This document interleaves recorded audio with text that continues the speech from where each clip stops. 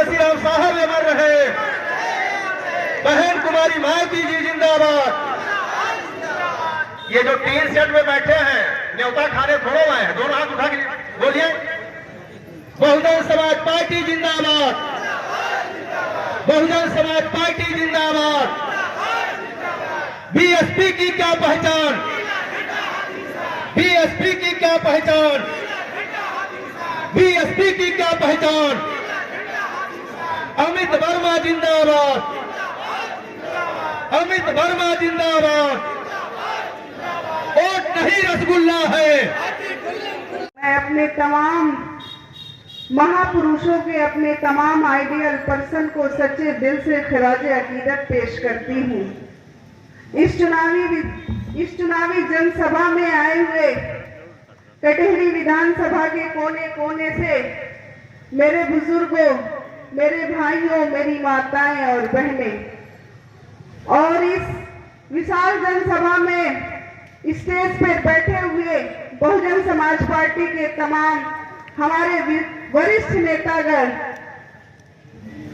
आदरणीय प्रदेश अध्यक्ष जी, पूर्व प्रदेश अध्यक्ष जी भीमराज भल जी, वरिष्ठ नेता बड़े भाई मुनकाद अली जी, मऊ से चलकर आए हुए बड़े भाई सालिम अंसारी जी, हमारे अजीज प्रत्याशी भाई अमित वर्मा जी, यहाँ पे और भी हमारे तमाम सीनियर लोग बैठे हैं। वक्त की नजाकत को देखते हुए मैं आप सभी लोगों से माफी मांगते हुए, चूंकि मैं नाम लूंगी तो वक्त बहुत लग जाएगा, और मुझे यकीन है कि आपकी जो शख्सियत यहाँ मौजूद है, आपकी जो मौजूदगी यहाँ पे दर्शाती है, मेरे परिचय की मोहताज नहीं है।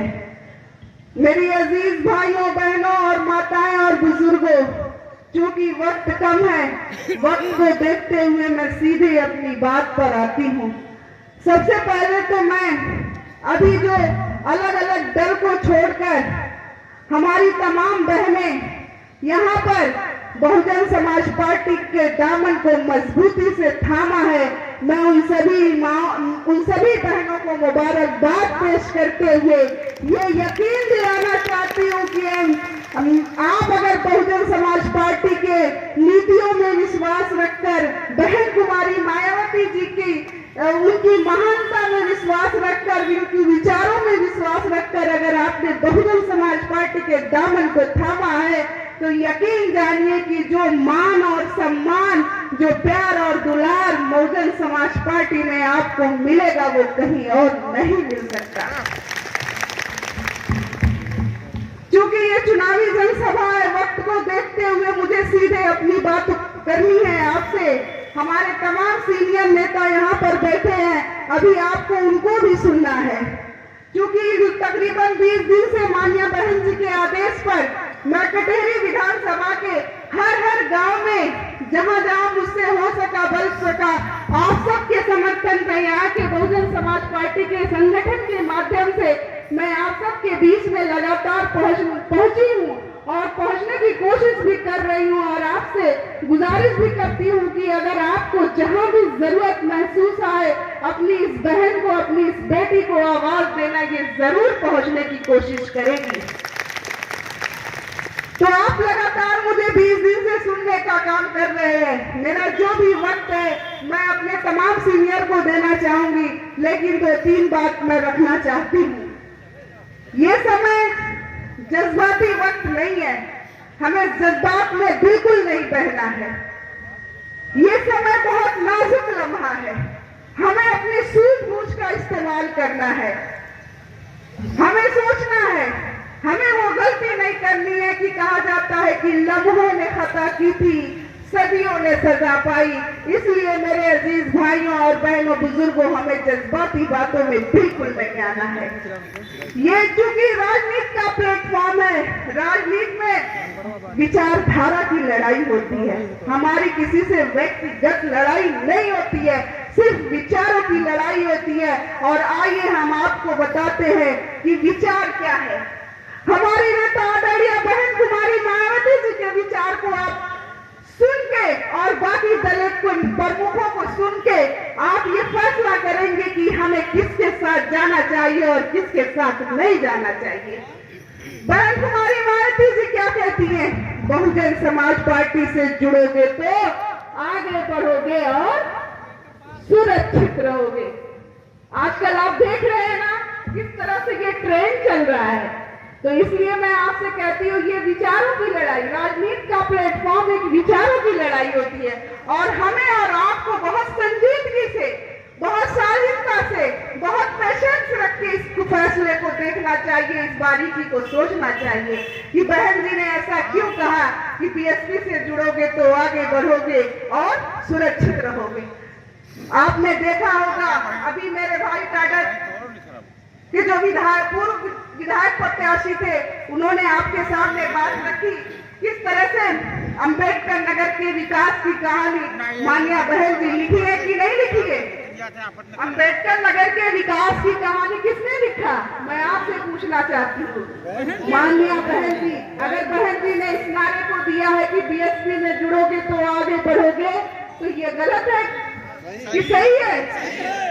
सही है। जब आप इतना फर्क जानते हैं तो मुझे यकीन है कि आप यहाँ पूरी तैयारी के साथ आए हैं और वो दिन दूर नहीं जब हाथी अगर हमें पहले ईवीएम में पहले निशान पे मिला है तो मुझे यकीन है कि कटहरी में 23 तारीख को भी हाथी पहले निशान पर होगा कि नहीं होगा? तो ये है विचार हमारी नेता का। हमारी नेता आदरणीय बहन जी ने सुरक्षा का नाम क्यों दिया? क्योंकि आपने देखा होगा किस तरह से इस देश में एक आतंक का माहौल मचा है। बहन बेटियों के मान सम्मान के साथ खिलवाड़ किया जा रहा है। मैं उससे बहुत ज्यादा नहीं जाना चाहती हूँ, लेकिन आप सब लोग समझदार बैठे हैं, सब लोग जानते हैं। तो अगर मान्या बहन जी की सरकार में कोई दंगा हुआ था कि नहीं हुआ था? नहीं हुआ था। यही हमारी सुरक्षा है। हाँ, यहाँ के जो इस प्रदेश से जो भी गुंडा माफिया आज बेखौफ होके दौड़ रहे हैं, वो इस प्रदेश से क्या हुए थे? गायब हो गए थे, पलायित हुए थे कि नहीं हुए थे? बिल्कुल गायब हुए थे। तो इसलिए इस विचार वाली आदरणीय बहन कुमारी मायावती जी के विचार को सोचिए। और मैं आपको फर्क समझाती हूँ। भाजपा के प्रमुख योगी आदित्यनाथ ने क्या कहा था कि बटोगे तो कटोगे, बटोगे तो कटोगे। ये किस तरह का नैरेटिव आपने सेट किया है? हमने आपको देश प्रदेश में आपको मुखिया बनाया है। इस देश का विकास करने के लिए, इस जनता की भलाई के लिए, मान सम्मान के लिए। जब ये महंगाई, बेरोजगारी, सुरक्षा जैसे मुद्दों पर जब ये सरकार फेल हो जाती है, तो इस तरह से नैरेटिव सेट करके फिर से हमें और आपको गुमराह करने की कोशिश कर रही है। ये एक विचारधारा है, ये भी आप फर्क समझने की कोशिश कीजिए।